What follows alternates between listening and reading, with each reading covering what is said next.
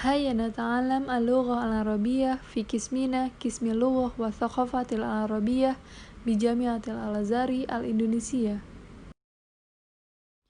Bismillahirrahmanirrahim. Assalamualaikum warahmatullahi wabarakatuh. Kami dari kelas AR 18A, mata kuliah Sejarah Kesusastraan Arab, pada hari ini akan mempresentasikan mengenai sastra modern.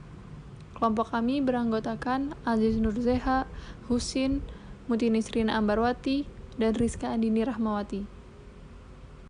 Saya persilakan kepada Muti Nisrina Ambarwati untuk menjelaskan sejarah sastra modern dan faktor-faktor pendukung sastra modern.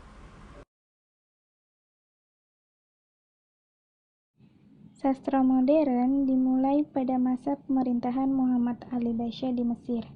Karena terjadinya percampuran dua budaya barat dan timur, masyarakat Arab lebih terbuka terhadap pengaruh eksternal dalam dunia sastra. Masa ini disebut juga sebagai kebangkitan kedua sastra Arab, diawali oleh pencetusan pembentukan sekolah-sekolah bahasa Arab oleh Muhammad Ali pada saat itu. Di dalam sastra modern ini terdapat sebutan sastra Arab mahjar atau diaspora. Faktor-faktor yang mendukung kebangkitan sastra modern diantaranya: yang pertama, bersatunya antara kebudayaan barat dan kebudayaan timur. Yang kedua, adanya al-madaris, sekolah bahasa Arab dan sekolah sastra sehingga mencetak generasi sastrawan Arab. Yang ketiga, adanya al-matba'ah, percetakan berbahasa Arab di Syam, Mesir, dan Konstantinopel. Adanya as-suhuf atau al-jaraid, diterbitkannya surat kabar sehingga tersebar ke beberapa negara. Kemudian adanya tarjamah, menerjemahkan ilmu-ilmu pengetahuan dari barat ke dalam bahasa Arab. Kemudian yang terakhir, adanya kelompok-kelompok ilmuwan dan para sastrawan. Baik, untuk selanjutnya karakteristik dan penyair terkenal pada masa modern akan dijelaskan oleh Aziz Nurzeha. Untuk Aziz, saya persilahkan. Terima kasih sebelumnya. Dan sekarang saya akan menjelaskan tentang karakteristik yang ada pada sastra modern. Langsung saja yang pertama, yaitu tema pada sastra modern ini cenderung lebih kepada kondisi yang sedang terjadi pada masyarakat. Tema-tema yang ada pada sastra modern muncul karena kondisi politik, sosial, dan ekonomi pada masa modern berbeda dengan pada masa tradisional. Tentunya kemajuan teknologi pun dan juga keilmuan serta penelitian pun ikut mempengaruhi perubahan tema-tema yang ada di sastra modern ini. Dan yang selanjutnya yaitu tema pada salah satu karakteristik yang salah satunya yaitu tidak terikat dengan tradisi atau adat istiadat, atau bisa dikatakan lebih fleksibel. Tema pada sastra modern ini juga lebih mengikuti perkembangan masyarakat yang terjadi pada saat itu, sehingga bisa dikatakan lebih fleksibel. Dan yang selanjutnya adalah penulis tidak keluar dari satu gagasan ke gagasan yang lain. Penulis tidak keluar dari satu gagasan ke gagasan yang lain dikarenakan agar suatu tulisan atau karya sastra pada masa modern tersebut dibuat secara lebih sistematis, sehingga hal ini menunjang para sastrawan pada masa itu tidak keluar dari satu gagasan ke gagasan yang lainnya selama satu gagasan tersebut belum tuntas. Dan yang selanjutnya adalah puisi bebas. Puisinya bebas atau bisa dikatakan panjangnya bervariasi dan rimanya tidak mengikuti pola, lebih populer. Puisi pada masa modern ini berbeda dengan puisi masa tradisional, sehingga panjangnya lebih bervariasi dan rimanya tidak mengikuti pola seperti sastra modern. Contoh tema pada puisi modern ini atau sastra modernnya adalah Al-Wasaf, Al-Madah, Aritsa, dan Al-Ghazal, dan yang lainnya.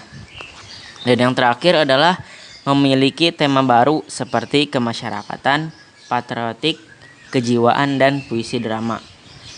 Adapun puisi drama yaitu suatu karya sastra yang mengungkapkan suatu cerita melalui dialog-dialog para tokohnya. Atau salah satu ciri drama dialog adalah dialog merupakan unsur drama yang membedakan antara drama epos dan kisah-kisah. Nah, berikut adalah karakteristik yang ada pada sastra modern.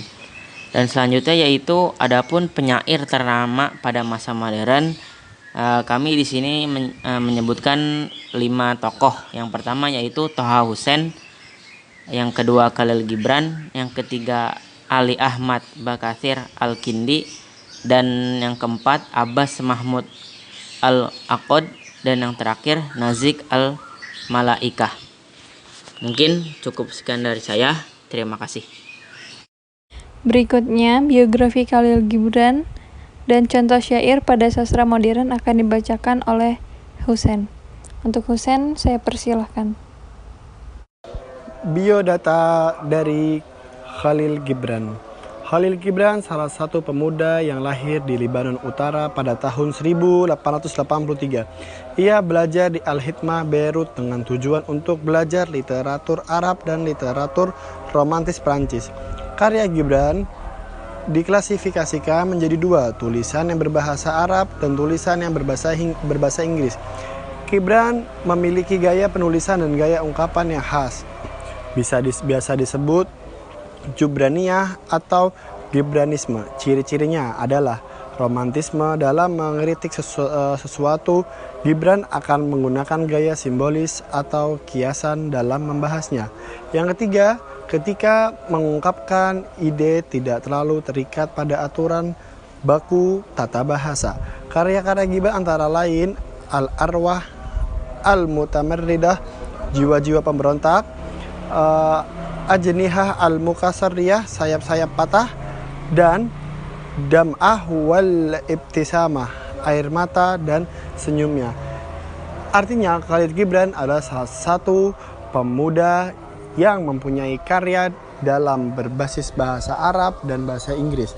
Dan itulah biodata lengkapnya dari Khalil Gibran. Terima kasih.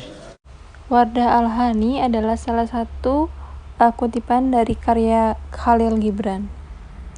Dan berikut adalah biodata dari Nazik Al-Malaikah.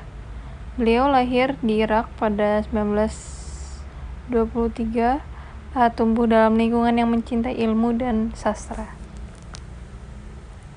Di sebelah kanannya adalah contoh dari hasil karya Nazik Al-Malaikah. Sekian dari presentasi kami. Syukran ala ihtimaminkum. Wassalamualaikum warahmatullahi wabarakatuh.